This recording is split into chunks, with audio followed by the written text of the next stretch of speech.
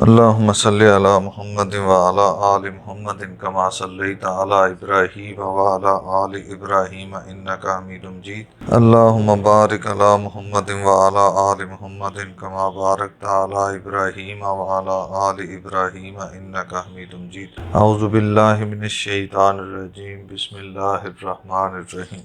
يا أيها الذين آمنوا كتب عليكم القصاص في القتلى الحر بالحر والعبد بالعبد والأنثى بالأنثى فمن عفي له من أخيه شيء فاتباع بالمعروف وأداء إليه بإحسان ذلك تخفيف من ربكم ورحمة فمن اعتدى بعد ذلك فله عذاب أليم ولكم في القصاص حياة يا أولي الألباب لعلكم تتقون. یا ایہا الذین آمنو، اے ایمان والو. اس لفظ پہ فوکس رکھنا ہے. اللہ تعالیٰ نے یہ پیغام کن کے لیے دیا؟ ایمان والوں کے لیے.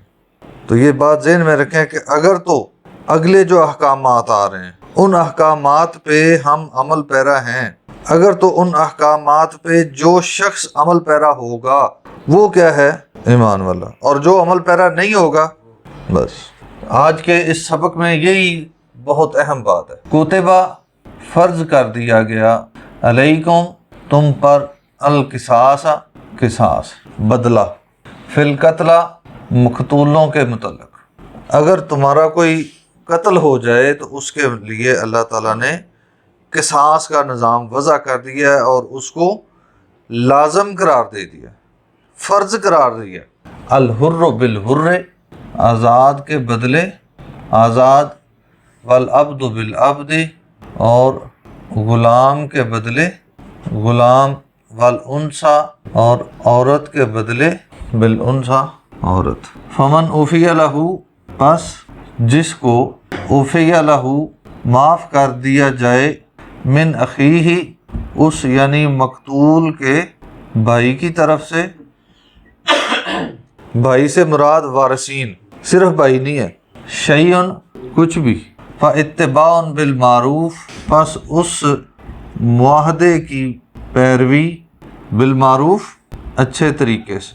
مطلب آپ کا وارثین کے ساتھ معاہدہ طے پا گیا، لین دین طے پا گیا کہ آپ مقتول کے بدلے 10 لاکھ روپے ادا کریں گے، ٹھیک ہے؟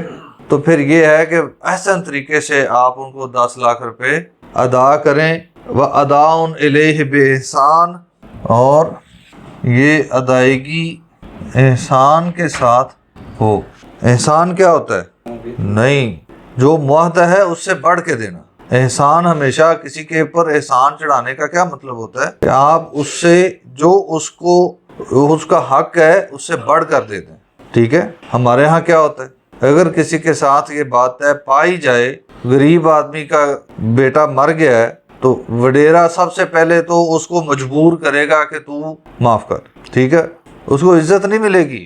اللہ نے فرمایا ہے معروف اور احسان کا لفظ استعمال کیا ہے. اگر معاف کر دیا جائے، یہاں پہ اگر نہیں ہے، یہاں پہ وہ بھی گن پوائنٹ پہ ہے. اگر تو معاف کرے گا تو ٹھیک ہے، نہیں تو تیری بیٹی اٹھا لیں گے، ٹھیک ہے؟ دوسرا بیٹا مار دیں گے، تو کیس واپس لے لے، نہیں تو تجھے گاؤں سے نکلنا پڑے گا.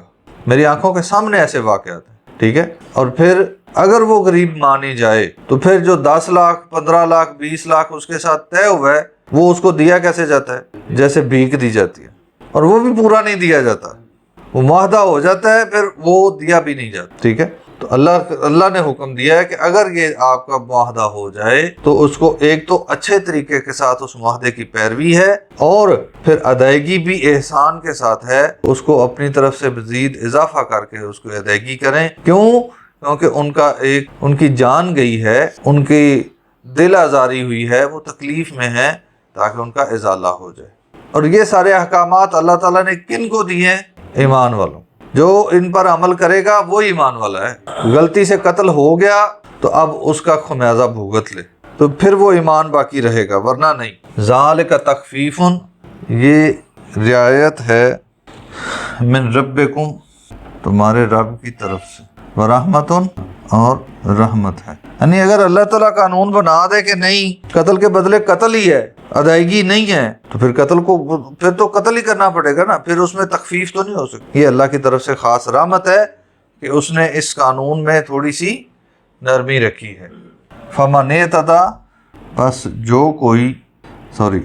پس جس کسی نے اعتدی زیادتی کی، معاہدے کی خلاف ورزی کی، بعد ذالک، اس کے بعد، فلہ عذاب علیم، پس اس کے لیے ہے دردناک عذاب۔ ہاں یہاں پہ تو وہ بدماشی کر کے نکل جائے گا تو کیا اس کو پھر پوچھنے والا کوئی نہیں ہے۔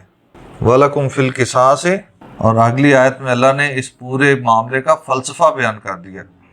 قرآن مجید میں دوسرے مقامات پہ قصاص کی تفصیل بیان ہوئی ہے کہ انسان کے جو اجزاء ہیں ان کا قصاص کس طرح سے ہے، ناک کے بدلے ناک، کان کے بدلے کان، آنکھ کے بدلے آنکھ۔ وَلَكُمْ فِي الْقِصَاصِ، اور تمہارے لیے قصاص میں حیات، زندگی ہے۔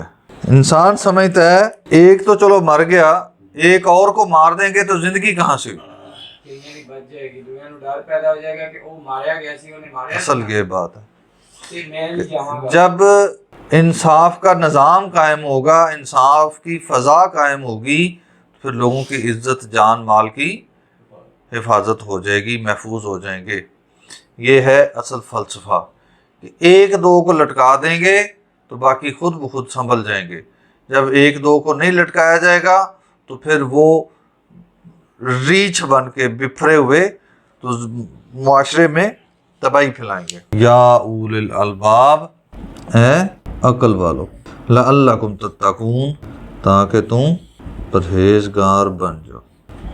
مجرم نو نہ روکنا ایویں ہی ہے کہ کسی دریا دا بند ٹوٹ جائے تے پانی اگر پیر ہے پنڈا نوں جتنے کہ تسی بند نہیں لاؤ گے وہ تباہی پھیلاتا جائے گا۔ اللہ تعالی ہمیں اس فلسفے کو سمجھنے کی توفیق عطا فرمائے، اور دعا ہے کہ اللہ تعالی ہمارے معاشرے میں یہ نظام، یہ فضا قائم کر دے تاکہ معاشرے میں امن ہو۔